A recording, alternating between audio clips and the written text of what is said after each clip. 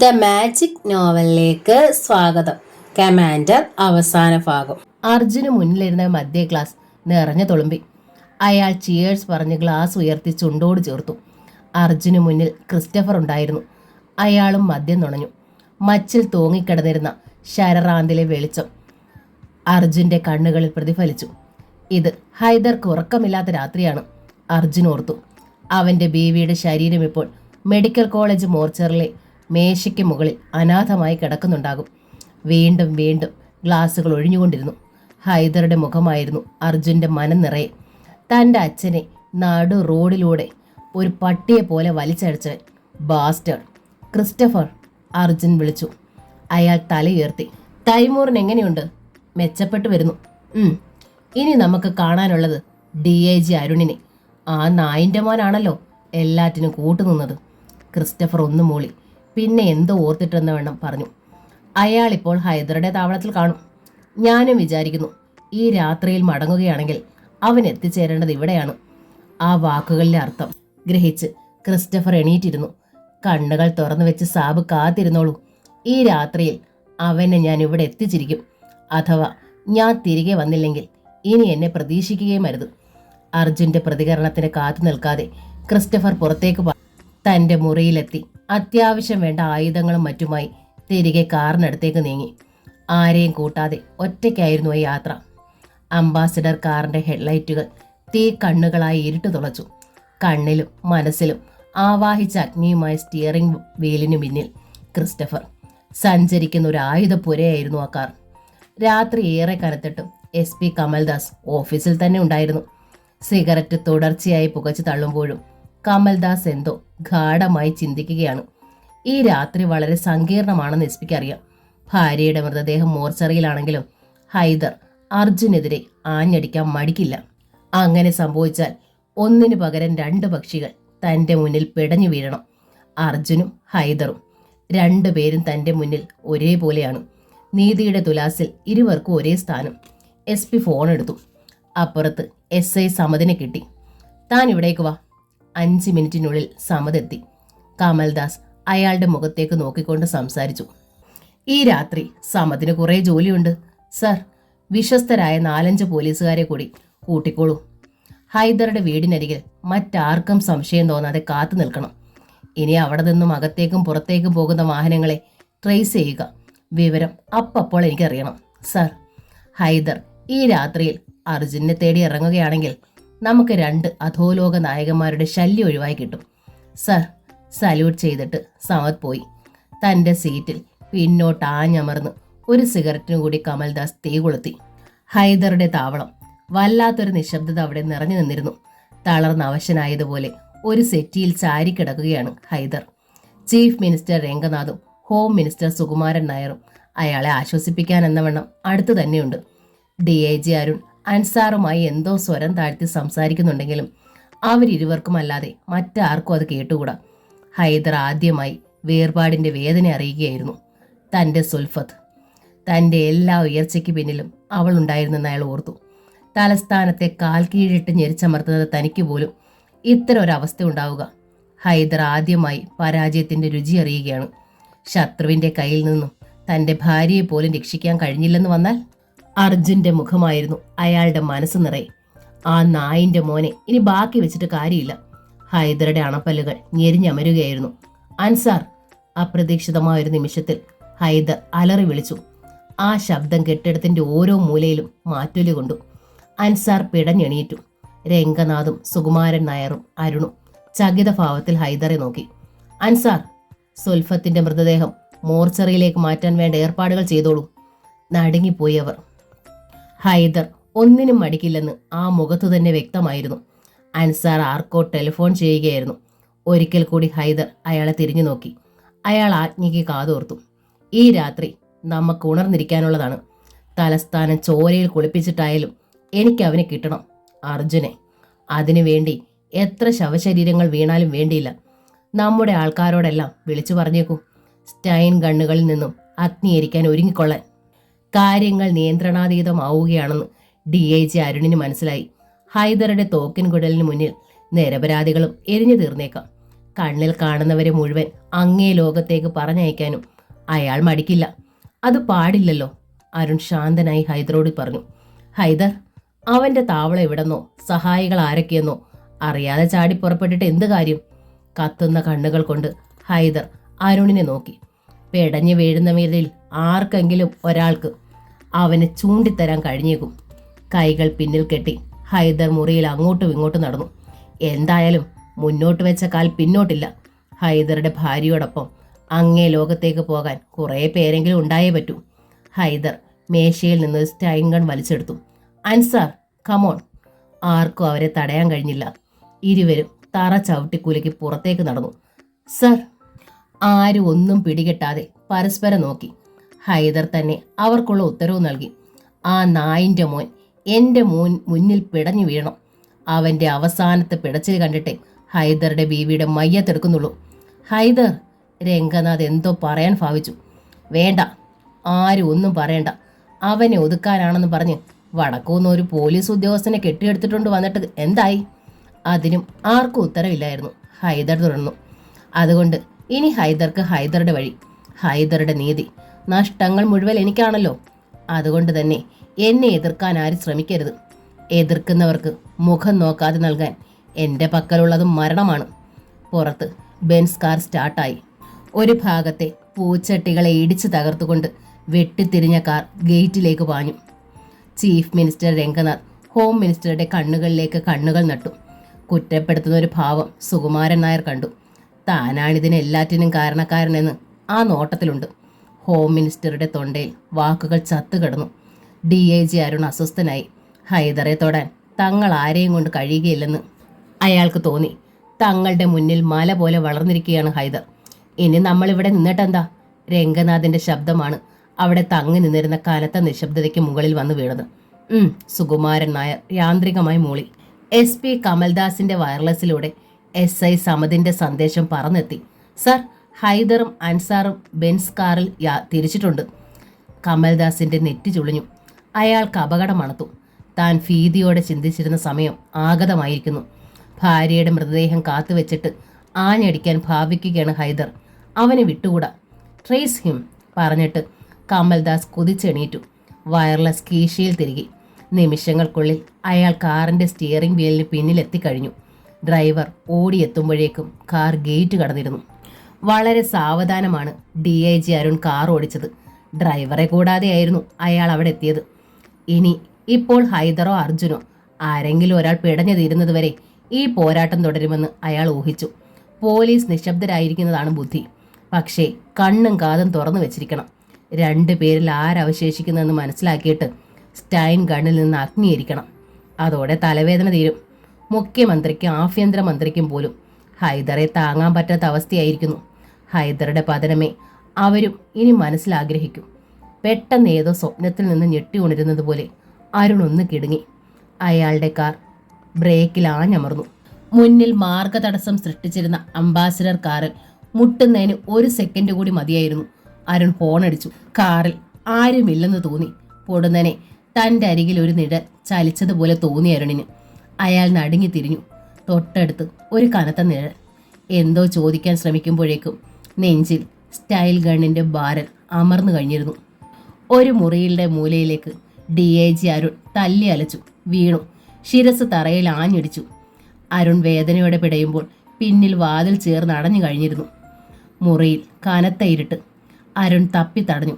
നെഞ്ചിൽ ഇപ്പോഴും ശ്വാസം വിലങ്ങി നിൽക്കുകയാണെന്ന് തോന്നി.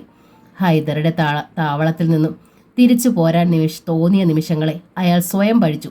അല്ലെങ്കിൽ ആരെങ്കിലും കൂടെ കൂട്ടാമായിരുന്നു. കഴിഞ്ഞില്ല. ഇനി ചിന്തിച്ചിട്ടും പ്രയോജനമില്ലല്ലോ.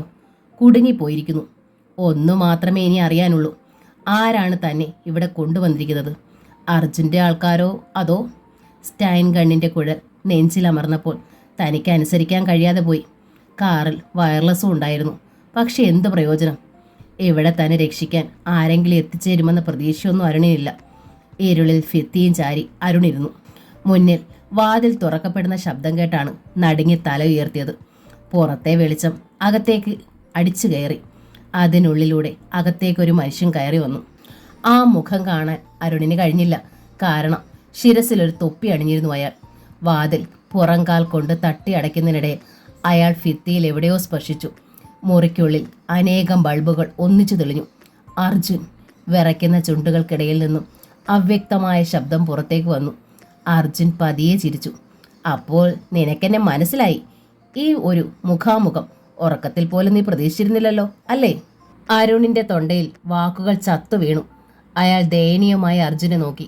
ബോംബെയിൽ കഴിയുന്ന ഒരാളെ പേടിക്കുന്നത് എന്തിനെന്ന് നീ ചിന്തിച്ചിരിക്കും, അല്ലേ? അല്ലെങ്കിൽ നീ ഒന്നിനും മുതിരില്ലായിരുന്നെന്ന് എനിക്കറിയാം.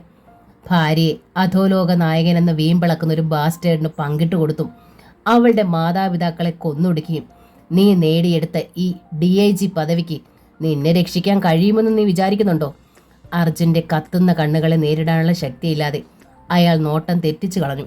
എൻ്റെ അച്ഛൻ എവിടെയോ ഒളിച്ചു വെച്ചിരിക്കുന്ന കോടികൾ വിലമതിക്കുന്ന ഡയമണ്ട്സ് എങ്ങനെയും കൈവശപ്പെടുത്താമെന്ന് നീ കരുതി. എന്നിട്ട് ആരെയും പേടിക്കാതെ സുഖമായി ജീവിക്കാമെന്ന്, അല്ലേ? അർജുൻ അരുണിന്റെ അരികിലേക്ക് ചുവടുകൾ വെച്ചു. അയാൾ കിടുങ്ങി വിറച്ചു. അർജുന്റെ കാൽ കീഴിൽപ്പെട്ട് ആ സിമെന്റ് തറ ഞെരിഞ്ഞമരുകയാണെന്ന് അയാൾക്ക് തോന്നി. നിന്റെ നാവിറങ്ങി പോയിട്ടില്ലല്ലോ. എനിക്കെല്ലാം അറിഞ്ഞേ പറ്റൂ. നീ എന്തിനീ പാതകങ്ങൾ ചെയ്തു? കാക്കയുടെ മറവിൽ തെമ്മാടിത്തരങ്ങൾക്ക് കൂട്ടുനിന്നു. പറയാതെ നിന്നെ ഞാൻ വിടുമെന്ന് കരുതണ്ട. അരുൺ തറയിലേക്ക് ഒന്നുകൂടി ചുരുണ്ടുകൂടി. എണീക്കടാ! അർജുന്റെ കാലുയർന്നു. അതൊരിടിമിന്നലായി അരുണിന്റെ അടിവയറ്റിൽ പൊളഞ്ഞിറങ്ങി. അമ്മേ! അലറി കരഞ്ഞുപോയി അയാൾ. എണീക്കാൻ! അർജുൻ അയാളെ പിടിച്ചുയർത്തി ഭിത്തിയോട് ചേർത്തു. അയാളുടെ ചുരുട്ടിയ കൈത്തലം അരുണിന്റെ താടിയെല്ല് തകർത്തു. ഇവിടെ തനിക്ക് പിടിച്ചു നിൽക്കാൻ കഴിഞ്ഞില്ലെങ്കിൽ മരണം സുനിശ്ചിതമാണെന്നുള്ള കാര്യത്തിൽ DIGക്ക് സംശയമേ ഉണ്ടായിരുന്നില്ല. അർജുൻ, ഇനി എന്നെ തുടരുത്! അരുണിന്റെ ശബ്ദമുയർന്നു. എന്താ, അളിയൻ എന്നെ ഭീഷണിപ്പെടുത്തുകയാണോ? അർജുൻ പുച്ഛിച്ചു. ഞാൻ ഒരു DIG ആണ്. നിങ്ങൾ ഒരു നൊട്ടോറിയസ് ക്രിമിനലും. അക്കാര്യം ഓർത്തത് നന്ന്. പക്ഷേ എന്നേക്കാൾ വലിയ ക്രിമിനൽ തന്നെയല്ലേ നീയും? എൻ്റെ രക്ഷയ്ക്ക് ബുള്ളറ്റുകൾ ഉള്ളപ്പോൾ കാക്കി എന്ന കവചം നിന്നെ രക്ഷിക്കുന്നു. പൊടുന്നനെയായിരുന്നു അരുണിന്റെ നീക്കം. അർജുൻ അതൊന്നും പ്രതീക്ഷിച്ചില്ല. ഒറ്റ ചവിട്ടിന് അയാൾ അർജുനെ പിന്നോട്ട് തെറിപ്പിച്ചു.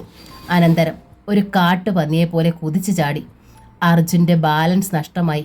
എന്നിരുന്നാലും അയാൾ അരുണിന്റെ ആക്രമണത്തിൽ നിന്നും അതിവിദഗ്ധമായി തെന്നിമാറുകയും ഒരു കറങ്ങിത്തിരിച്ചലിലൂടെ ലംബമായി പിടിച്ച വലത് കൈകൊണ്ട് അരുണിന്റെ കഴുത്തിൽ ഊക്കോടൊരു വെട്ടുകൊടുക്കുകയും ചെയ്തു. അരുൺ തറയിലേക്ക് മറിഞ്ഞു. അർജുന്റെ ഷൂസ് അണിഞ്ഞ കാൽ അയാളെ ചവിട്ടി തിരുമ്മി. അരുണിന്റെ തുറന്ന വായിലൂടെ കൊഴുത്ത ചോര പുറത്തേക്കുരുകി. അർജുൻ അയാളുടെ ഇടത് കാലിൽ തൻ്റെ കാൽ അമർത്തിക്കൊണ്ട് കാൽപ്പത്തി കയ്യിലെടുത്ത് ശക്തിയായി വെട്ടിത്തിരിച്ചു. അസ്ഥി ഒടിയുന്ന ശബ്ദം വ്യക്തമായി കേട്ടു. അർജുൻ! DIGയുടെ അലർച്ച ആ കെട്ടിടത്തിന്റെ ഓരോ കോണിലും മുഴങ്ങി. എന്നെ തല്ലുന്ന ഓരോ നിമിഷങ്ങൾക്കും നീ വില കൊടുത്തേ മതിയാകും. നിന്റെ അച്ഛന് കിട്ടിയതിൽ നിന്നും കുറെ കൂടി സുഖകരമായൊരു മരണമായിരിക്കും നിനക്ക്. സുന്ദര റെഡ്ഡിയുടെ ശരീരം ടാർ നിരത്തിലൂടെ വലിച്ചഴക്കപ്പെട്ടെങ്കിൽ നിന്റെ ശരീരം കൊത്തി നുറുക്കി നിരത്തുകയായിരിക്കും. അർജുൻ പിടിവിട്ടു. എങ്കിലും അരുണിന് എഴുന്നേൽക്കാൻ കഴിഞ്ഞില്ല. തറയിൽ കിടന്ന ഒരു വന്യമൃഗത്തെ പോലെ പിടഞ്ഞു. അർജുൻ അയാളുടെ അരികിലിരുന്നു. വലത് കൈ തലമുടിക്കിടയിൽ തിരുകി. ജീവിച്ചിരിക്കണമെന്ന് നിനക്ക് ആഗ്രഹമുണ്ടോ? അരുണിന്റെ കണ്ണുകളിൽ പെട്ടെന്നുണ്ടായ തിളക്കം. അർജുൻ ശ്രദ്ധിച്ചു. പറയടാ, എന്നെ കൊല്ലരുത്, എന്നോട് പൊറുക്കണം. എങ്കിൽ എൻ്റെ ചോദ്യങ്ങൾക്ക് ഉത്തരം തരണം. നിന്നെ കൊല്ലണോ വേണ്ടയോ എന്ന് പിന്നീട് ഞാൻ തീരുമാനിക്കും. അരുൺ ചോദ്യഭാവത്തിൽ അർജുനെ നോക്കി. എന്തിനാണ് നീ ഇതൊക്കെ ചെയ്തത്? ഞാൻ ഇഞ്ചിഞ്ചായി നിന്നെ കൊന്നിട്ടായാലും ഞാൻ എല്ലാം മനസ്സിലാക്കും. മനസ്സ് തുറക്കുന്നതാണ് നല്ലതെന്ന് അരുണിന് തോന്നി. ഒരു പക്ഷേ അർജുന്റെ മനസ്സിലേക്ക് ദയയുടെ ഒരു കണിക പാളി വീണാലോ? തൻ്റെ ഒടിഞ്ഞ കാൽ വിറകൊള്ളുന്നത് അരുൺ കണ്ടു. അയാൾ മനസ്സ് തുറക്കുകയാണ്. ചെയ്തത് മുഴുവൻ തെറ്റാണെന്ന് എനിക്കറിയാം. എന്നോട് ക്ഷമിക്കണം. എനിക്ക് ജീവിച്ച് കൊതി തീർന്നിട്ടില്ല. SP കമൽദാസിന്റെ കാർ അക്ഷരാർത്ഥത്തിൽ പറക്കുകയായിരുന്നെന്ന് പറയാം. SI സമദിന്റെ നേതൃത്വത്തിലുള്ള പോലീസ് സംഘം ഹൈദറുടെ കാറിനെ ട്രേസ് ചെയ്യുന്നുമുണ്ട്.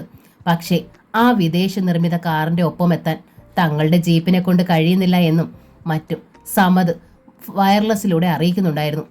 SP-യുടെ കാൽ ആക്സിലേറ്ററിൽ ഒന്നുകൂടി ആഞ്ഞമർന്നു. കുറേ നേരം കഴിഞ്ഞ് ഒരു പോക്കറ്റ് റോഡിൽ നിന്നും പ്രധാന നിരത്തിലേക്ക് തിരിയുമ്പോൾ മുന്നിലൂടെ ഒരു ബെൻസ് കാർ ഇരമ്പി പാഞ്ഞുപോയി. ഹൈദർ! അത് അയാളാണെന്നറിഞ്ഞപ്പോൾ SP-ക്ക് കൂടുതൽ ഉത്സാഹമായി. അംബാസിഡർ കാർ ബെൻസിന് പിന്നാലെ വെട്ടിത്തിരിഞ്ഞു. പിന്നിൽ നിന്നും ജീപ്പ് വരുന്നുണ്ടെന്ന് റിയർ വ്യൂയിലൂടെ മിററിലൂടെ SP കണ്ടു. സബ്, നമ്മെ പിന്തുടരുകയാണ് ആ വാഹനങ്ങൾ എന്നെനിക്ക് തോന്നുന്നു. മിററിലൂടെ പിന്നിലേക്ക് നോക്കുന്നതിനിടയിൽ അൻസാർ പറഞ്ഞു. ഹൈദർ തിരിഞ്ഞു. അറിഞ്ഞുകൊണ്ട് മരണത്തെ സ്വീകരിക്കുന്നു വിഡ്ഢികൾ. ഒരുപക്ഷെ അക്കൂട്ടത്തിൽ അർജുന്റെ ആൾക്കാരായിരിക്കും, അല്ലെങ്കിൽ SP കമൽദാസ്. രണ്ടുപേരും ഇപ്പോൾ നമ്മൾക്ക് ഒരേപോലെ തന്നെ. അയാൾ സൈഡ് ഗ്ലാസ് താഴ്ത്തി തോക്കിന്റെ ബാരൽ പുറത്ത് കടത്തി പിന്നിലേക്ക് തിരിച്ച് കാറിനെ ലക്ഷ്യം വെച്ചു. വെടിയുണ്ടകൾ മഴ പോലെ പെയ്തു. കമൽദാസ് കാർ വെട്ടിച്ചു മാറ്റി. എങ്കിലും ഹെഡ്ലൈറ്റുകൾ ഒരെണ്ണം തകർന്നുപോയി. ഹൈദർ പൊട്ടിച്ചിരിച്ചു. വാ വാ, ഏതവനാണെങ്കിലും ഹൈദർ മരണമെന്ന സമ്മാനം കാത്തു വെച്ചിരിക്കുകയാണ്. കമൽദാസ് റിവോൾവർ വലിച്ചെടുത്തു. 6 തിരകൾ മാത്രമുള്ള സർവീസ് റിവോൾവർ കൊണ്ട് വിദേശ നിർമ്മിത ഗണ്ണിനെതിരെ ഒന്നും ചെയ്യാൻ കഴിയില്ലെന്ന് ഉറപ്പുണ്ടായിരുന്നു. എങ്കിലും ഒന്ന് പരീക്ഷിച്ചുകൂടെ? ഒരു ബുള്ളറ്റ് കൊള്ളേണ്ടടുത്ത് കൊണ്ടാൽ. പക്ഷേ അപ്പോഴേക്കും മുന്നിലെ ബെൻസ് കാറിൽ നിന്നും വീണ്ടും ബുള്ളറ്റുകൾ പറന്നു വന്നു. കമൽദാസ് കാറിന്റെ വേഗത കുറച്ചില്ല. കാറിന്റെ ഫ്രണ്ട് ഗ്ലാസ് തെറിച്ചു. കാർ പാളി. ഇതൊരു ഇലക്ട്രിക് പോസ്റ്റിൽ ചെന്നിടിച്ച് വെട്ടിത്തിരിഞ്ഞു. കമൽദാസ് ഇരുന്നിടത്തു നിന്ന് തെന്നി ഇടത്തേക്ക് മറിഞ്ഞു. കാർ തൊട്ടടുത്ത മതിലിൽ ഇടിച്ചു നിന്നു. പിന്നാലെ എത്തിയ ജീപ്പ് ബ്രേക്ക് ഇട്ടു. അതിൽ നിന്നിറങ്ങിയ SI സമദ് അത് SP-യുടെ കാറാണെന്ന് ഒരു നടുക്കത്തോടെ അറിഞ്ഞു. ബെൻസ് കാറിന് പിന്നിലെ ചുമന്ന വെളിച്ചം മുന്നിലെ വളവിൽ അപ്രതീക്ഷിതമായി. സമദ് SP-യുടെ കാറിന് നേരെ ഓടിച്ചെന്നു. ഡോറ് തുറന്ന് പുറത്തേക്ക് ഇറങ്ങുകയായിരുന്നു SP കമൽദാസ്. അപ്പോൾ DIG അരുൺ കഥ പറഞ്ഞ് അവസാനിപ്പിച്ചിട്ട് അർജുന്റെ മുഖത്തേക്ക് നോക്കി. അവിടെ കത്തി നിന്നിരുന്ന ഭാവം എന്താണെന്ന് മനസ്സിലാക്കാൻ അരുണിന് കഴിഞ്ഞില്ല. അർജുന്റെ അണപ്പല്ലുകൾ ഞെരിഞ്ഞമരുകയായിരുന്നു. അരുൺ പറഞ്ഞ ഓരോ വാക്കുകളും അപ്പോഴും അയാളുടെ കാതുകളിൽ തുളഞ്ഞിറങ്ങുകയായിരുന്നു. ഒരിക്കൽ തൻ്റെ അച്ഛൻ്റെ വെറും ഒരു ഗുണ്ടയായിരുന്നു ഹൈദർ. തൻ്റെ കുഞ്ഞി പെങ്ങൾ രാധയുടെ ശരീരം മോഹിച്ച് അവളുടെ പിന്നാലെ നടന്നവൻ. ഒടുവിൽ അച്ഛനെല്ലാം അറിയുമെന്നായപ്പോൾ പെട്ടെന്ന് സംഘത്തിൽ നിന്ന് പിരിഞ്ഞു. അച്ഛൻ അയാളെ തെരഞ്ഞു പിടിച്ച് കൊല്ലാതിരുന്നതാണ് ഏറ്റവും വലിയ തെറ്റ്. അതുകൊണ്ട് മാത്രമല്ലേ പോലീസുമായി കൂട്ടുചേർന്ന് അച്ഛൻ്റെ ഉരുക്കൾ പിടിച്ചെടുത്തത്. രാധയെ മോഹിച്ചിട്ട് അയാൾ തന്നെയാണ് തൻ്റെ കൂടെ നിൽക്കുന്ന അരുണിനെ കൊണ്ട് വിവാഹം ആലോചിപ്പിച്ചത്. ഒരു IPS-കാരനുമായുള്ള ബന്ധമാണെന്ന് വെച്ച് അച്ഛൻ കൂടുതലൊന്നും ചിന്തിക്കാതെ രാധയെ വിവാഹം ചെയ്തു കൊടുത്തത് ഏറ്റവും വലിയ മടയത്തരം. അതുകൊണ്ട് മാത്രമാണ് ഇന്ന് ഇങ്ങനെയൊക്കെ സംഭവിച്ചത്. ഒരർത്ഥത്തിൽ ഹൈദർ അരുണിനെ ബ്ലാക്ക്മെയിൽ ചെയ്യുകയായിരുന്നു. അയാളുടെ കൈവശം ഇരിക്കുന്ന വീഡിയോ കാസറ്റ് കാട്ടി. എന്നിരുന്നാലും അരുണിന് മാപ്പ് നൽകേണ്ട കാര്യമില്ല. അച്ഛനോടൊരു വാക്ക് പറഞ്ഞാൽ മതിയായിരുന്നു. അതിനു പകരം കോടിക്കണക്കിന് രൂപയുടെ സമ്പത്ത് സ്വന്തമാക്കുന്നതിനെ കുറിച്ച് മാത്രമേ ഇയാൾ വിചാരിച്ചുള്ളൂ. അർജുന്റെ കണ്ണുകൾ തറയിലിരിക്കുന്ന അരുണിന്റെ മുഖത്ത് തറഞ്ഞു. സോറി അളിയ, എങ്ങനെയൊക്കെ ഞാൻ കണക്കുകൾ കൂട്ടി നോക്കിയിട്ടും നിനക്ക് മരണശിക്ഷയിൽ കുറഞ്ഞ ഒന്നും തരാൻ കഴിയുന്നില്ല. പറഞ്ഞതും അർജുൻ റിവോൾവർ എടുത്ത് DIGയുടെ നെറ്റിയിൽ മുട്ടിച്ചു. ഗുഡ് ബൈ അർജുൻ, എന്നെ കൊല്ലരുത്, അരുൺ അലറി വിളിച്ചു. അതിലും ഉച്ചത്തിൽ വെടിമുഴങ്ങി. അരുണിന്റെ ശിരസിന് പിന്നിൽ നിന്നും ഒരു ഭാഗം തെറിച്ചു വീണു. ഒപ്പം ചോര ചീറ്റിത്തെറിച്ച് ഭിത്തിയിലേക്ക് പതിച്ചു. ഔദ്യോഗിക ബഹുമതികളോടെയാണ് DIG അരുണിന്റെ ശവസംസ്കാരം നടത്തിയത്. പ്രസ്തുത ചടങ്ങിൽ പങ്കെടുത്ത ശേഷം തിരികെ എത്തിയ ആഭ്യന്തരമന്ത്രി സുകുമാരൻ നായർ തികച്ചും അസ്വസ്ഥനായിരുന്നു. അർജുൻ ഓരോരുത്തരെയായി തെരഞ്ഞു പിടിച്ച് വകവരുത്തിക്കൊണ്ടിരിക്കുകയാണ്. പകയുടെ കനലുകൾ മനസ്സിൽ ഊതിത്തെളിഞ്ഞ് ആഞ്ഞടിക്കുന്ന ഒരു ബാസ്റ്റേഡിനെതിരെ നിൽക്കാൻ ഇപ്പോൾ ഹൈദറും കമൽദാസും ഒന്നും പോരെന്ന് തോന്നുന്നു. അർജുനെ ഏതാണ്ട് കാട്ടിക്കളയുമെന്ന് വീമ്പിളക്കിക്കൊണ്ട് ഇന്നലെ ബെൻസ് കാറിൽ പാഞ്ഞുപോയ ഹൈദർ വെറും കൈയോടെ തിരികെ പോന്നു. ഇവനൊക്കെ മനസ്സിൽ കാണുമ്പോഴേ അർജുൻ മരത്തിൽ കാണുന്നു. തന്ത്രങ്ങളുടെ കാര്യത്തിൽ സുന്ദര റെഡ്ഡിയേക്കാൾ ഒരുപടി കൂടി മുന്നിലാണ് മകൻ. ഏത് നിമിഷവും അർജുൻ തന്നെയും തേടിയേക്കുമെന്ന് സുകുമാരൻ നായർക്ക് തോന്നി. അങ്ങനെ ഒരു ചിന്തയുണ്ടാകുമ്പോൾ തന്നെ മനസ്സലറി വിളിക്കുകയാണ്. ഒന്നും വേണ്ടായിരുന്നു എന്ന് ഇപ്പോൾ തോന്നുന്നു. മന്ത്രിസ്ഥാനം പോയാലും ജീവൻ ബാക്കി കിട്ടിയാൽ മതിയായിരുന്നു. സുകുമാരൻ നായർ തളർന്ന് തന്റെ കസേരയിലിരുന്നു. അർജുൻ റിവോൾവിയറിംഗ് ചെയറിൽ പിന്നോട്ടാഞ്ഞിരുന്നു. അയാളുടെ മുന്നിൽ അപ്പോൾ ക്രിസ്റ്റഫറെ കൂടാതെ മറ്റൊരാൾ കൂടി ഉണ്ടായിരുന്നു, തൈമൂർ. തന്റെ ബോസിന്റെയും തന്റെയും കുടുംബം അപ്പാടെ നശിപ്പിച്ച ഹൈദറോടുള്ള പകയുമായി വീർപ്പ് മുട്ടുന്ന തൈമൂർ. അയാൾ ഏതാണ്ട് പഴയ നിലയിലായി കഴിഞ്ഞിരുന്നു. ഡോക്ടർ രഘുവരന്റെ സഹായം കൊണ്ട് അയാൾക്ക് അത്രയും സാധിച്ചു. അർജുൻ തൈമൂറിന്റെ മുഖത്തേക്ക് നോക്കി. ഞാൻ പ്രത്യേകിച്ചൊന്നും നിങ്ങളോട് പറഞ്ഞു തരേണ്ട ആവശ്യമില്ലല്ലോ. നിഷേധഭാവത്തിൽ തൈമൂർ തലയിളക്കി. നാവിൽ നിന്നും അറക്കവാളിന്റെ ശബ്ദം പോലെ വാക്കുകൾ ചിതറി വീണു. എല്ലാം എനിക്കറിയാം. മനസ്സിൽ ക്രമമായി അടുക്കി വെച്ചിരിക്കുകയാണ് ഞാൻ. ഒരുത്തനെയും ഞാൻ ബാക്കി വെക്കില്ല.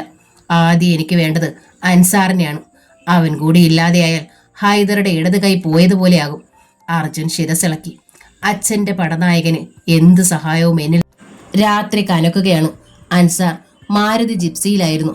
അപ്പോൾ അയാളുടെ കാൽ ആക്സിലേറ്ററിൽ ആഞ്ഞമർന്നിരുന്നു. ജിപ്സി അലറി കുതിക്കുകയാണ്. കിലോമീറ്ററുകൾ പിന്നിലേക്ക് ഓടിമറഞ്ഞു. ജിപ്സിക്കുള്ളിൽ അൻസാർ മാത്രമേ ഉണ്ടായിരുന്നുള്ളൂ. സീറ്റിൽ തന്നെ സന്തത സഹചാരിയായ സ്റ്റൈൻഗൺ ഇരിപ്പുണ്ട്. എവിടെ നിന്നെങ്കിലും അനാവശ്യമായൊരു ചലനം കണ്ടാൽ എരിച്ചു കളഞ്ഞേക്കാനാണ് ഹൈദർ പറഞ്ഞിരിക്കുന്നത്. കൊല്ലത്ത് നീണ്ടകര കടപ്പുറത്തേക്കാണ് ഈ യാത്ര. കടലിൽ നങ്കൂരമിട്ടിരിക്കുന്ന കപ്പലിൽ ബോംബെ പാർട്ടി കാത്തിരിക്കുന്നു. ജിപ്സിയുടെ പിന്നിലുള്ളത് കോടികൾ വിലമതിക്കുന്ന പഞ്ചലോഹ വിഗ്രഹങ്ങൾ. നീണ്ടകരയിൽ നിന്ന് ഒരു ഫിനിഷിംഗ് ബോട്ടിംഗ് കപ്പലിൽ എത്തിക്കാനാണ് പ്ലാൻ. ആരും സംശയിക്കില്ല.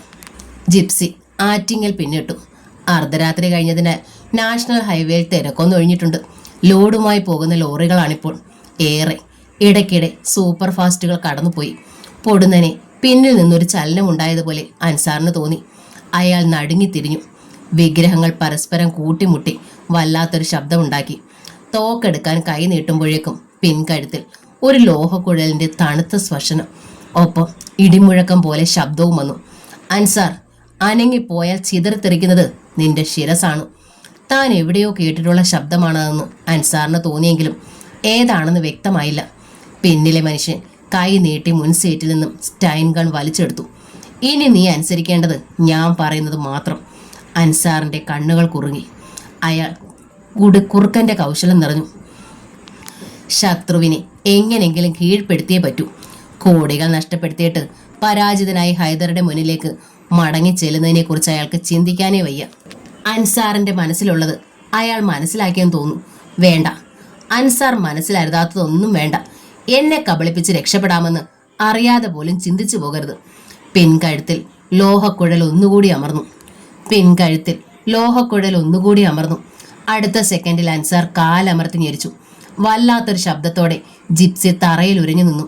പക്ഷേ പ്രതീക്ഷിച്ച ഫലം ഉണ്ടായില്ല. പെട്ടെന്ന് ബ്രേക്ക് അമർത്തിയാൽ പിന്നിലുള്ള ആൾ മുന്നോട്ട് വീഴുമെന്ന് അൻസാർ ചിന്തിച്ചു പോയി. വേല ഇറക്കുന്നോടാ നായെ. തോക്കിന്റെ പാത്തി അൻസാറിന്റെ ശിരസിൽ ആഘാതമായി പതിഞ്ഞു.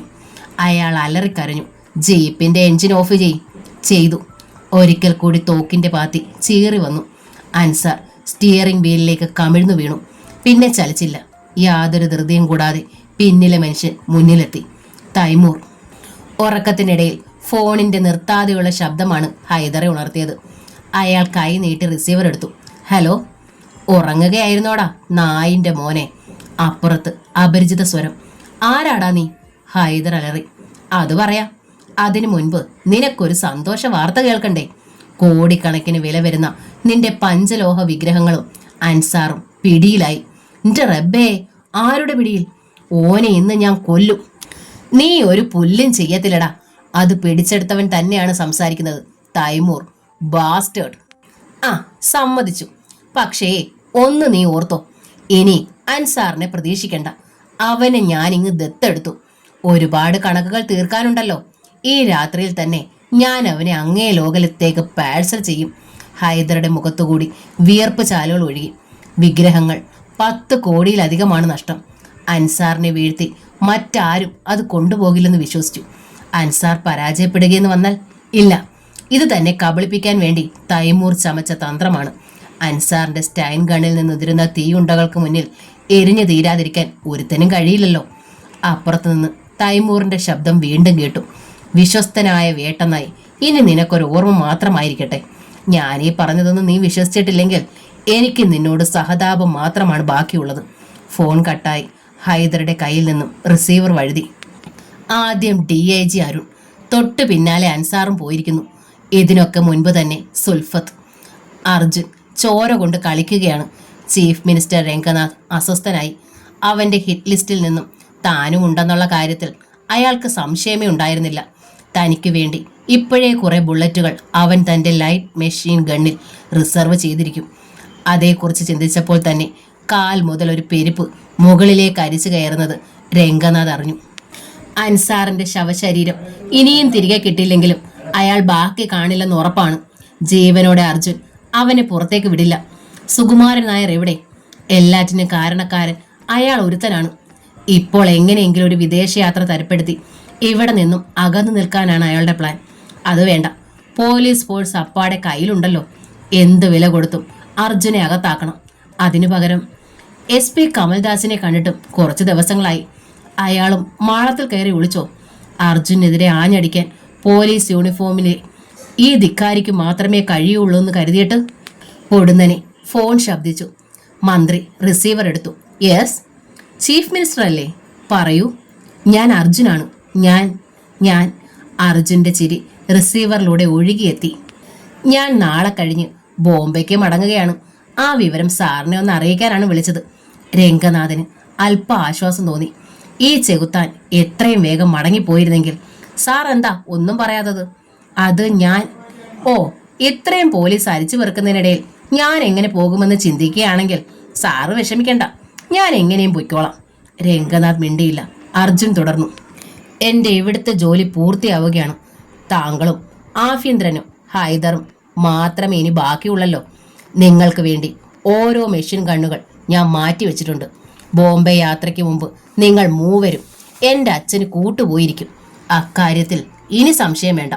പിന്നെ നേരത്തെ വിളിച്ച് വിവരം പറയുന്നത് എന്തിനാണെന്ന് വെച്ചാൽ ഇനിയുള്ളത് കള്ളനും പോലീസും കളിയാണ്. ഈ നാട്ടിലെ കാക്കി അണിഞ്ഞ ബാസ്റ്റഡുകൾക്ക് അർജുന് എന്തെങ്കിലും ചെയ്യാൻ കഴിയുമെങ്കിൽ അതും ഒന്ന് അറിയണമല്ലോ. ഇനി ഏത് നിമിഷവും മുഖാമുഖം സംസാരിക്കുന്നത്. പിന്നെ ആ സുകുമാരൻ നായർ എന്ന പട്ടിയോടും പറഞ്ഞേരെ, സ്മാർട്ട് ഹൗസിന്റെ കനത്ത ഭിത്തികൾ അവന്റെ രക്ഷയ്ക്കുണ്ടാവില്ലെന്ന്. ഫോൺ നിശബ്ദമായി. ചീഫ് മിനിസ്റ്റർ രംഗനാഥ് വിവശനായി സെറ്റിയിലേക്ക് വീണു. രാത്രിയിൽ തന്നെ ടെലിഫോണുകളും ടെലിപ്രിന്റുകളും ശബ്ദിച്ചു തുടങ്ങി. ഉന്നതങ്ങളിൽ ഉറക്കം നഷ്ടപ്പെട്ടു.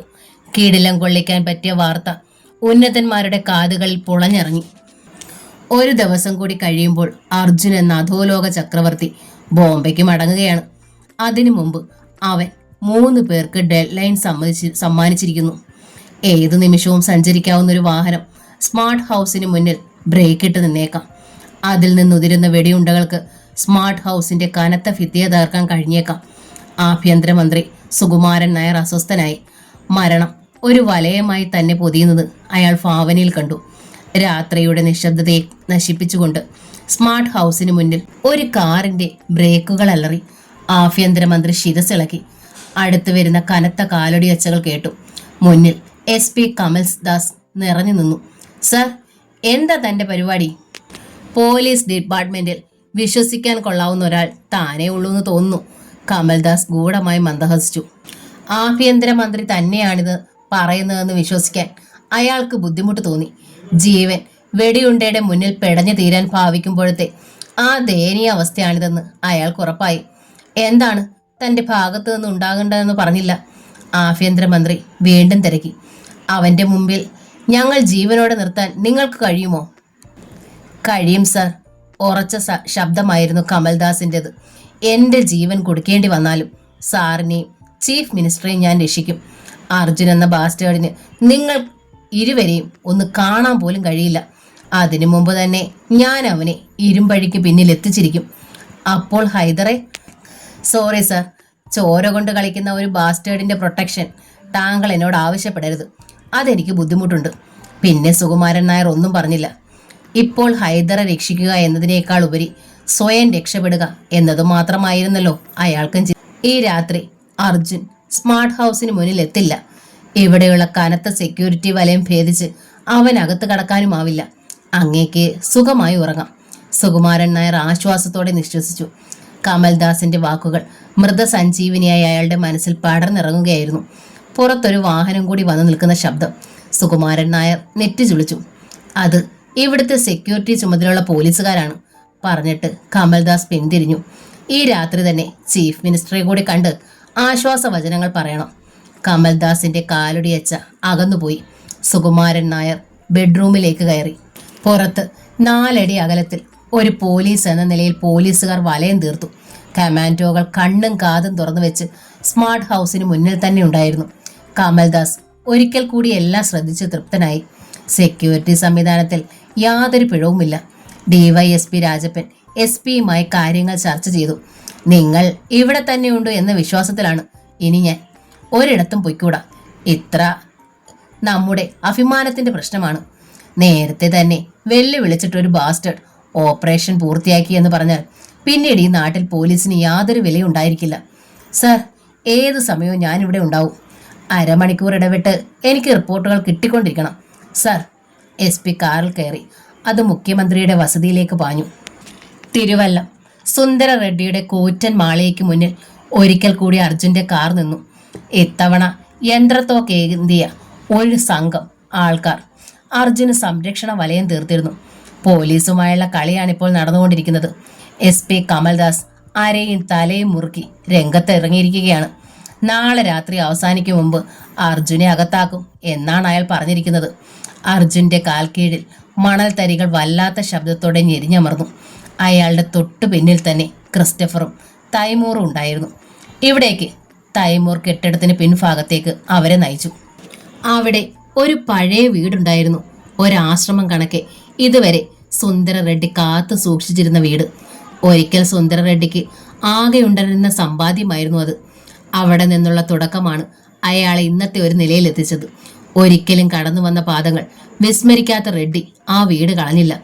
മൺകട്ടയിൽ തീർത്ത ഭിത്തികളും ഓലമേഞ്ഞതുമായ ആ വീടിന് ഒരു മുറിയും ചെറിയ അടുക്കളയും മാത്രമേ ഉണ്ടായിരുന്നുള്ളൂ. എല്ലാ വർഷവും മേയേണ്ട സമയങ്ങളിൽ മേൽക്കൂര മേഞ്ഞ് സുന്ദര റെഡ്ഡി അതിനെ പരിപാലിച്ചിരുന്നു. ദിവസവും ഒരു തവണയെങ്കിലും അയാൾ ആ വീട്ടിൽ പോയി ഇരുന്നിട്ടുണ്ട്. ആ വീടിന് മുന്നിൽ പാദങ്ങൾ നിശ്ചലമായി. ഒരു നിമിഷം തൈമൂർ പറഞ്ഞു, നേരം പുലരാൻ ഇനിയും ഒരുപാട് സമയമൊന്നുമില്ല. ശത്രുക്കൾ ഇവിടെ മുഴുവൻ ഇളക്കി മറിച്ചെങ്കിലും ആർക്കും ഒന്നും കിട്ടിയില്ല. അർജുൻ കടുപ്പിച്ചൊന്ന് മൂളി. പിന്നെ അകത്തേക്ക് കയറി ചാരിയിട്ടിരിക്കുന്ന വാതിൽ തള്ളി തുറന്നു. മുറിക്കുള്ളിലെ തറ മുഴുവൻ കൊത്തിക്കിളച്ചിട്ടിരിക്കുന്നത് ടോർച്ചിന്റെ വെളിച്ചത്തിൽ കണ്ടു. അവിടെ മുഴുവൻ അച്ഛന്റെ ഗന്ധം നിറഞ്ഞു നിൽക്കുന്നതായി അയാൾക്ക് തോന്നി. അടുക്കളയിലേക്ക് തൈമൂറിന്റെ ശബ്ദം കാതുകളിൽ. അയാൾ അപ്പുറത്തേക്ക് നീങ്ങി. ഇടുങ്ങിയ അടുക്കള. ഇവിടെ 3 കല്ലുകൾ കൂട്ടി അടുപ്പ് കൂട്ടിയിട്ടിരിക്കുന്നു. സുന്ദര റെഡ്ഡിയും ലളിതാംബികയും കഞ്ഞി വെച്ച് കുടിച്ചിരുന്നത് ഇവിടെയാണ്. തൈമൂർ കല്ലുകൾ മാറ്റി. ഇതിനിടയിലുള്ളത് കോടികളുടെ ഡയമണ്ട്സ് ആണ്. അങ്ങേക്ക് വേണ്ടി മാത്രം അച്ഛൻ കാത്തു സൂക്ഷിച്ചിരുന്നത്. എനിക്കും അദ്ദേഹത്തിന് മാത്രമേ ഇതിന്റെ സ്ഥാനം അറിയാമായിരുന്നുള്ളൂ. തൈമൂറിന്റെ കണ്ണുകളിൽ നിന്നും ചൂട് കണ്ണീർ ഒലിച്ചിറങ്ങി. ഇതിന്റെ വിവരം അറിയാൻ വേണ്ടിയാണ് അവന്മാർ എന്നെ കൊല്ലാക്കൊല ചെയ്തത്. എന്റെ വീട്ടുകാർ മുഴുവൻ പേപ്പട്ടികളെ പോലെ കൊന്നൊടുക്കിയത്. തൈമൂറിന്റെ അണപ്പല്ലുകൾ ഞെരിഞ്ഞമർന്നു. അർജുൻ, എന്റെ ദൗത്യം തീർന്നു. ഇനി എനിക്ക് പോകാമല്ലോ. എവിടേക്ക്? അർജുൻ നോക്കി. മനസ്സിൽ കണക്കുകൾ ഇനിയും ബാക്കി കിടക്കുന്നു. ചോര കൊണ്ട് കളിച്ച് കൊതി തീർന്നിട്ടില്ലാത്ത നായിന്റെ മോന്മാരെ ഇനി തൈമൂർ കളി പഠിപ്പിച്ചുകൊള്ളാം. അയാൾ പിന്തിരിഞ്ഞു. അർജുന്റെ കൈത്തലം അയാളുടെ തോളിൽ അമർന്നു. തൈമൂറിക്ക. തൈമൂർ വെട്ടിത്തിരിഞ്ഞു. മോനെ, എൻ്റെ അച്ഛന് വേണ്ടി നിങ്ങൾ ഒരുപാട് കഷ്ടപ്പെട്ടു. നാവിൻ തുമ്പിൽ ഒളിഞ്ഞിരിക്കുന്ന ഈ ഡയമണ്ട്സിന്റെ കാര്യം മറ്റുള്ളവരുടെ ജീവൻ പിടയുന്നത് കണ്ടപ്പോഴും വിട്ടു പറഞ്ഞില്ല. എനിക്ക് വേണ്ടി മാത്രം അത് നിങ്ങൾ കാത്തു സൂക്ഷിച്ചു. നിങ്ങളുടെ ശരീരത്തിലെ ഓരോ ഇഞ്ച് സ്ഥലവും ശത്രു അടിച്ചൊടിക്കുമ്പോഴും നിങ്ങൾ എനിക്ക് വേണ്ടി കാത്തു. ഞാൻ ഒന്നും മറന്നിട്ടില്ലിക്ക. നഷ്ടപ്പെട്ടവരുടെ ജീവൻ തിരിച്ചു തരാൻ എനിക്ക് കഴിയില്ല. പക്ഷെ ഒന്ന് കഴിയും. ഇത്രയും നാൾ അച്ഛനെ സേവിച്ചതിന്, എന്നെ സ്നേഹിച്ചതിന് പ്രതിഫലമായെങ്കിലും ഈ ഡയമണ്ട്സ് നിങ്ങൾ സ്വീകരിച്ചേ പറ്റൂ. ഇത് എത്ര കോടി ഉണ്ടെന്നൊന്നും എനിക്കറിയണ്ട. തിരുവനന്തപുരത്ത് നിങ്ങളൊരു ചക്രവർത്തിയെ പോലെ വാഴണം. പണം കയ്യിലുണ്ടെങ്കിൽ നിങ്ങളെ ഒരു നിയമവും ഒരു പുല്ലും ചെയ്യില്ല. അർജുൻ. തൈമൂറിന് വിശ്വസിക്കാൻ കഴിയുന്നില്ല. എനിക്ക് ഡയമണ്ട്സ് വേണ്ട. ഈ സ്നേഹം മാത്രം മതി മോനെ. പാടില്ല. ഇക്ക ഇത് സ്വീകരിക്കണം.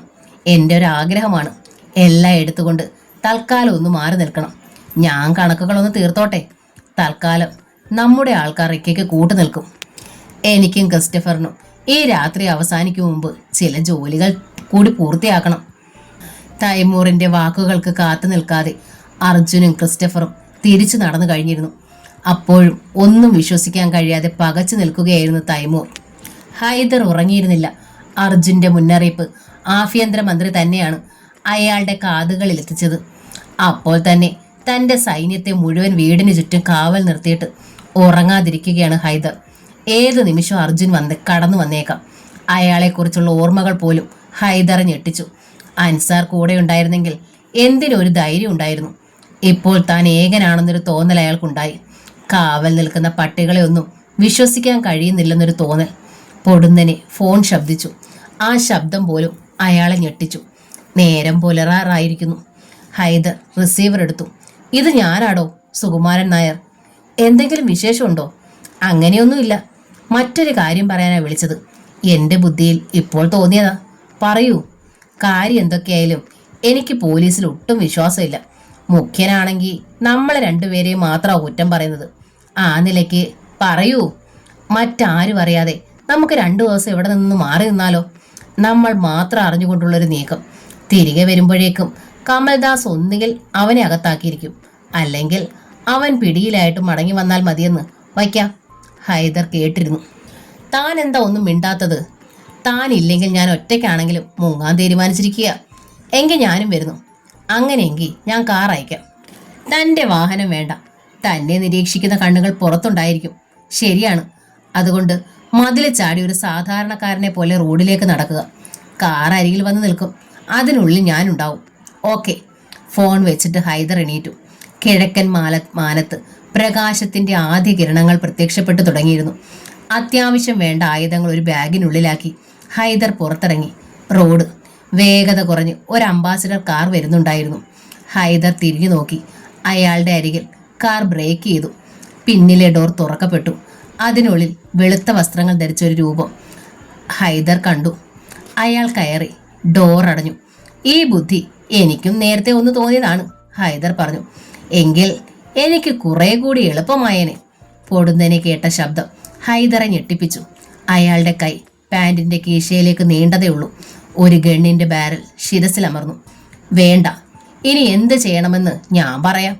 അർജുന്റെ ശബ്ദം. ഹൈദർ വിറച്ചുപോയി. ഇങ്ങനെ ഭീരുവിനെ പോലെ ഒളിച്ചോടുന്നത് ഒരു അധോലോക നായകന് ഒരിക്കലും യോജിച്ചതല്ല. അർജുൻ ചിരിച്ചു. ഇതിൽ നിന്നും നീ സ്വയം മനസ്സിലാക്കേണ്ട ഒരു പാഠമുണ്ട്. നിനക്ക് അധോലോകത്ത് നിലനിൽപ്പില്ല, അല്ലേ ക്രിസ്റ്റഫർ? അതെ. ഡ്രൈവിംഗ് സീറ്റിലിരുന്ന് തിരിഞ്ഞു നോക്കാതെ അയാൾ പറഞ്ഞു. ഇനി 2 പേർ ബാക്കി. അവരും നിന്നോടൊപ്പം തന്നെ വരുന്നുണ്ട് ഹൈദർ. ഹൈദർ വിവശനായി സീറ്റിലേക്ക് ചായുമ്പോൾ അർജുൻ ഒരു ചങ്ങല കൊണ്ട് അയാളുടെ കൈകൾ കുടുക്കി. എൻ്റെ അച്ഛന് നീ കൊടുത്ത സമ്മാനമാണിത്. ഹൈദറുടെ സിരകളിലെ രക്തം തണുത്തുറഞ്ഞു. ചുണ്ടുകളിൽ നിന്ന് കാതുകളിലേക്ക് ആ വാർത്ത പടർന്നു. നടുക്കങ്ങൾ ശിരസിന് ചുറ്റും ഒരാവരണം തീർത്തു. ആർക്കും അതങ്ങോട്ട് വിശ്വസിക്കാൻ കഴിഞ്ഞില്ല. മുഖ്യമന്ത്രിയും ആഭ്യന്തരമന്ത്രിയും ഒക്കെ മരവിച്ചിരുന്നു. ഹൈദർ മരിച്ചു. മൃഗീയമായ മരണം. തലസ്ഥാനത്തെ പ്രധാന നിരത്തുകളിലൊക്കെ അയാളുടെ ശരീരം ഉരഞ്ഞു ചേർന്നിരിക്കുന്നു. അർജുൻ മധുരമായ പ്രതികാരമാണ് ചെയ്തത്. അവന്റെ അച്ഛനെ കെട്ടി വലിച്ചതുപോലെ കാറിന് പിന്നിൽ കെട്ടി ഹൈദറെ വലിച്ചഴിച്ചു. ആ രംഗം ഭാവനയിൽ കണ്ടപ്പോൾ തന്നെ മുഖ്യമന്ത്രി വിയർപ്പിൽ കുളിച്ചു. അവസാനം ഒരു പഴംതുണി കെട്ടുപോലായ ഹൈദറുടെ ദേഹം സ്മാർട്ട് ഹൗസിന് മുന്നിൽ ഉപേക്ഷിച്ച് അർജുൻ പാഞ്ഞുപോയി. പോലീസ് പിന്നാലെ ജീപ്പിൽ കുതിച്ചെങ്കിലും അയാളെ കിട്ടിയില്ല. ശരിക്കും എന്താണ് നടന്നതെന്ന് ആരും അറിഞ്ഞില്ല. ഹൈദർ എങ്ങനെ അർജുന്റെ കയ്യിൽ അകപ്പെട്ടു? അയാളുടെ അനുയായികൾക്ക് പോലും അതറിയില്ലായിരുന്നു. തൻ്റെ കണക്കുകൂട്ടലുകൾ പിഴയ്ക്കുന്ന എന്ന് SP കമൽദാസിന് തോന്നി. ഇനി 2 പേർ ബാക്കി. ഏത് നിമിഷവും അർജുൻ എത്തിയേക്കാം. ഷൂട്ട് അറ്റ് സൈറ്റ് ഓർഡറാണ് പോലീസിന് കിട്ടിയിരിക്കുന്നത്. അവന് ഇനി ജീവനോടെ വേണ്ട. ഇരുമ്പഴിക്കുള്ളിലായാലും ഇത്തരം ഒരു ക്രിമിനലിന് സെൻട്രൽ ജയിലിന്റെ കനത്ത ഭിത്തികൾ ഭേദിച്ച് പുറത്തു വരാൻ അധികം ബുദ്ധിമുട്ടുണ്ടാവില്ല. എന്ത് വന്നാലും മുഖ്യമന്ത്രി ആഭ്യന്തരമന്ത്രിയും ബാക്കിയുണ്ടാകണം. തലസ്ഥാനത്തെ എല്ലാ റോഡുകളിലും ചെക്കിംഗ് ശക്തമാക്കി. ഫ്ലൈയിങ് സ്ക്വാഡ് പാഞ്ഞു നടന്നു. പോലീസിന്റെ നിയന്ത്രണത്തിൽ അമരുകയാണ് നഗരം. SP കമൽദാസ് തുരുതുരെ സിഗരറ്റുകൾ വലിച്ചു തള്ളി. ഈ പകലും അടുത്ത രാത്രിയും നിർണായകമാണ്.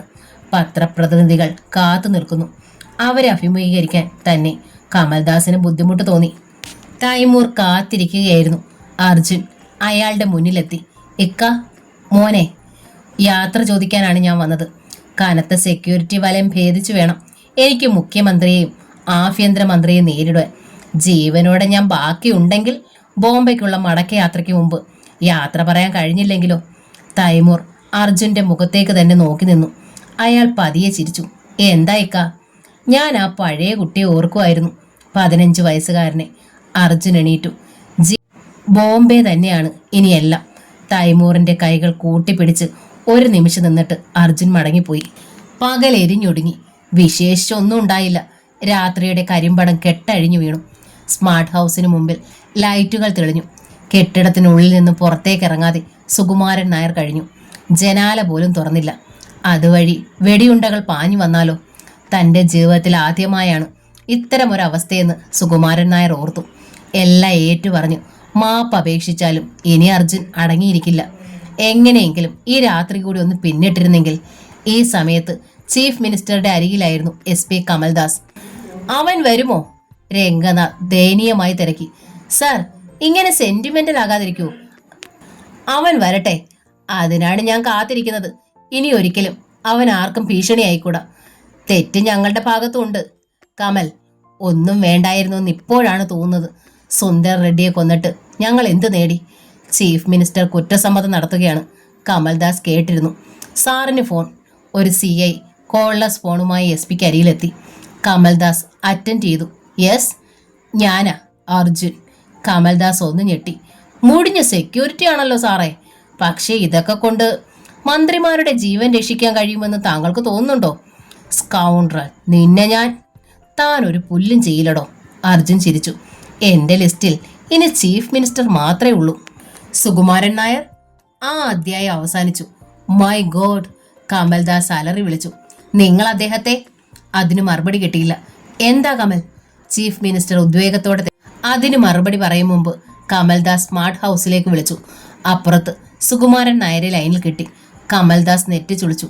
അർജുൻ പറഞ്ഞത്? സാർ, ഞാൻ സ്മാർട്ട് ഹൗസ് വരെ പോകുന്നു. കമൽദാസ് പുറത്തേക്ക് പാഞ്ഞു. കാറിൽ കുതിച്ചു കയറി. കീ തിരിഞ്ഞു. ക്ലച്ച് അമർന്നു. ഗിയർ തെന്നി നീങ്ങി. ആക്സിലേറ്റർ ഞെരിഞ്ഞു. പറക്കുകയായിരുന്നു കാർ. ഈ സമയം സ്മാർട്ട് ഹൗസിൽ അകലെ നിന്ന് പാഞ്ഞു വരുന്നൊരു ട്രക്ക്. അത് തടഞ്ഞു നിർത്തി പരിശോധിക്കാൻ ശ്രമിച്ചിടത്തൊക്കെ വെടിയുണ്ടകൾ ചീറിയെത്തി. പോലീസുകാർ പെടഞ്ഞു തീർന്നുകൊണ്ടിരുന്നു. ട്രക്ക് ഗേറ്റിന് മുന്നിലെത്തി. സെക്യൂരിറ്റിക്കാരൻ നെറ്റി ചുളിച്ചു. ട്രക്ക് അകത്തേക്ക് വരികയാണ്. കമാൻഡോകളും DYSP രാജപ്പനും ഓടിയെത്തി. Stop, stop. മറുപടി പറഞ്ഞത് തോക്കുകളായിരുന്നു. രാജപ്പനാണ് ആദ്യം പിടഞ്ഞു വീണത്. പോലീസുകാർ പാഞ്ഞു വന്നു. ട്രക്കിൽ നിന്നും സ്റ്റൈൻ ഗണ്ണുകൾ ഗർജിച്ചുകൊണ്ടിരുന്നു. ഈയാമ്പാറ്റകളെ പോലെ പോലീസുകാർ പിടഞ്ഞു വീണുകൊണ്ടിരുന്നു. സ്മാർട്ട് ഹൗസ് കിടിലം കൊണ്ടു. സുകുമാരൻ നായർ അലറിക്കരഞ്ഞു. വെടിയുണ്ടകളേറ്റ് സ്മാർട്ട് ഹൗസിന്റെ വാതിൽ തകർന്നു വീണു. കനത്ത കാലടികളോടെ അർജുൻ അകത്തെത്തി. സുകുമാരൻ നായർ നിലവിളിച്ചുകൊണ്ട് അകത്തെ മുറിയിൽ കയറി വാതിൽ വലിച്ചടച്ചു.